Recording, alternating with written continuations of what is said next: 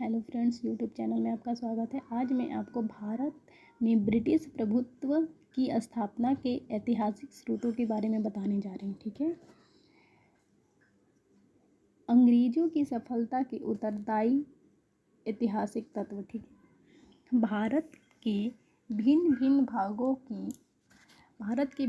भागों की अंग्रेजों द्वारा विजय की प्रक्रिया लगभग 100 वर्ष में पूरी हुई। अंग्रेजों को अनेक राजनीतिक यानी डिप्लोमेटिक तथा सैनिक असफलताओं का सामना करना पड़ा, परंतु अंत में वे विजयी हुए। यदि हम अंग्रेजों की असफलताओं पर एक व्यापक दृष्टिपात करें तो स्पष्ट होगा कि अस्त्र शस्त्रों तथा भौतिक सभ्यताओं के क्षेत्र में वे अपने प्रतिद्वंदियों से बहुत आगे थे। वे प्रहार शस्त्रों, युद्ध नीतियों तथा समरतंत्र में बहुत आगे थे। भारतीय शक्तियों द्वारा प्रयोग की जाने वाली तोपें तथा बंदूकें यूरोपीय द्वारा प्रयोग किए जाने वाले अस्त्र शस्त्रों के अनुपात में मंद गति, भारी तथा कम दूरी तक मार करने वाली थी। ठीक है।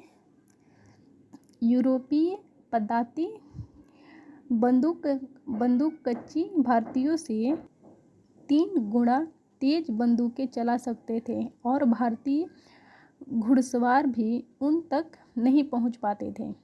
यह भी सत्य है कि कई भारतीय शक्तियों जैसे निजाम, मैसूर, मराठे तथा सिखों ने यूरोपीय सेना भारतीय की ओर और यूरोपीय अस्त्र शस्त्र मंगवाए, परंतु उनके अपने सैनिक अफसर तथा जवान कभी भी नौसिखियों के स्तर के ऊपर नहीं उठ पाए और इसलिए वे अंग्रेजों द्वारा शिक्षित सैनिकों अफसरों की बराबरी नहीं कर सकते थे। दूसरे, अंग्रेजों को सैनिक अनुशासन के क्षेत्र में अमरता प्राप्त थी। कंपनियों अपने सैनिकों में पूर्ण अनुशासन पर जोर देते थे। उन्हें लगभग नियमित रूप से वेतन मिलता था।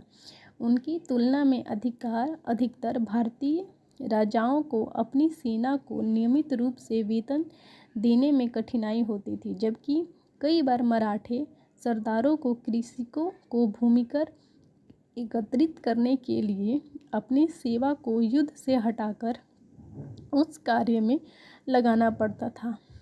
प्रायः भारतीय प्रशासक को निजी कर्मचारियों अथवा भाड़े के सैनिकों का प्रयोग करना पड़ता था, जिन्हें सैनिक अनुशासन का अभ्यास नहीं होता तथा और कई बार वे युद्ध भूमि में भाग जाते थे। ठीक है। तीसरी, कंपनियों को अपने असैनिक कर्मचारियों के अनुशासन का भी लाभ था, जबकि सेना का निर्देशन उन प्रशासकों के अधीन था जो उन पदों को अपने संबंधों के कारण नहीं अपितु अपनी योग्यताएं के कारण प्राप्त करते थे। यूरोपीय कमांडरों को प्रायः कड़े प्रशिक्षण तथा अनुशासन के उपरांत ही कमान मिलता था। वे अपने कार्यों में अधिक कुशल तथा विश्वसनीय होते थे।